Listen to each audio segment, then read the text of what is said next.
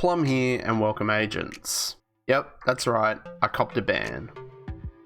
Now I know a lot of the community are in the same boat as I am. And being from a clan that's always called a bunch of cheats, it's somewhat amusing to see all these other accusing clans have multiple members getting bans too. I've always felt that PvE and PvP exploits are two different kettles of fish and need to be addressed differently. Now, we can point fingers and make excuses all day long, or we can cop it on the chin, but I really want to do both. I'd love to find someone to blame for my bad judgment and still do my time.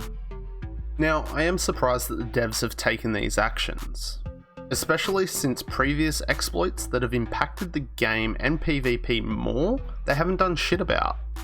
Now, did devs take action because the golden child YouTubers like Epic, Skills and Wids cried for bans? Even though Wids himself did an XP exploit and didn't cop a ban.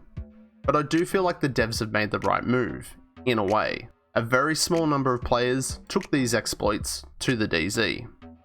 Some players missed the ban even though they exploited just like everyone else.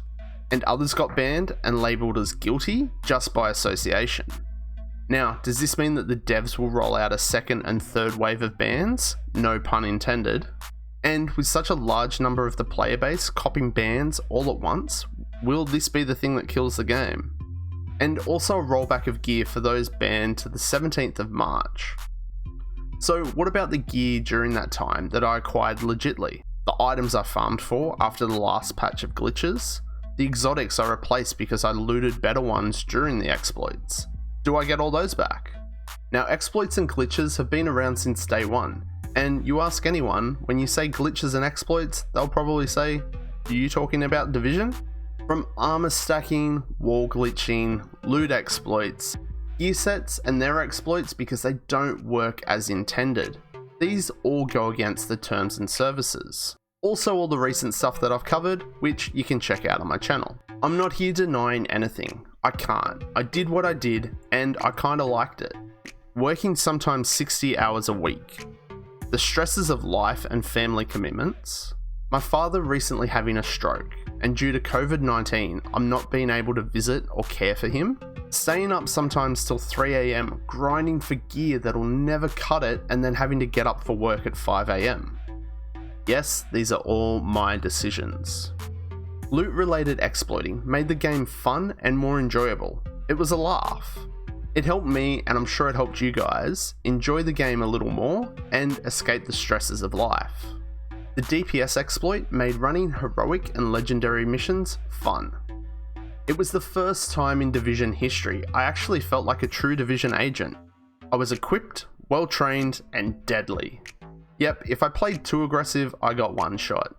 But I only needed a few bullets to kill my enemies. That's how it should be. It's the PvE I wanted. It's the PvE the community wanted.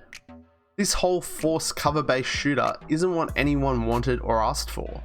We're Division agents, agile, mobile, hostile, all that shit. Did a lot of us do the wrong thing? Yeah.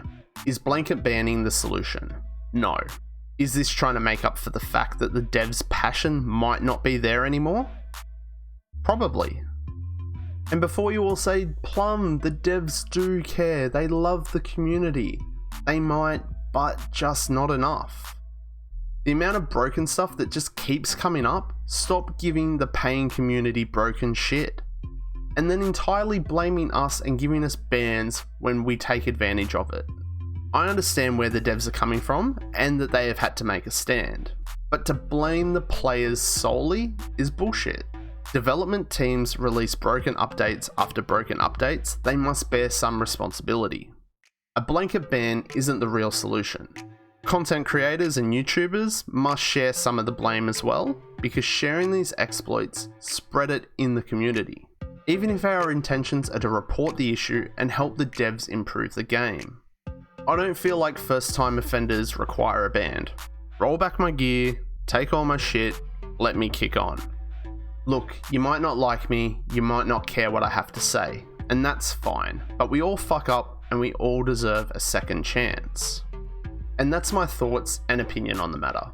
I've made bad judgment, I guess I need to do the time. But does the punishment in this case outweigh the crime? If you like this video, give it a like. If you don't like it, don't give it a like.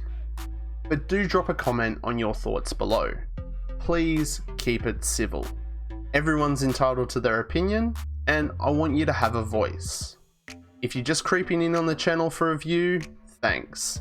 But have a real hard think, maybe hit that sub button and become a creepy subscriber. And I hope to see you all in the next one. Plum out.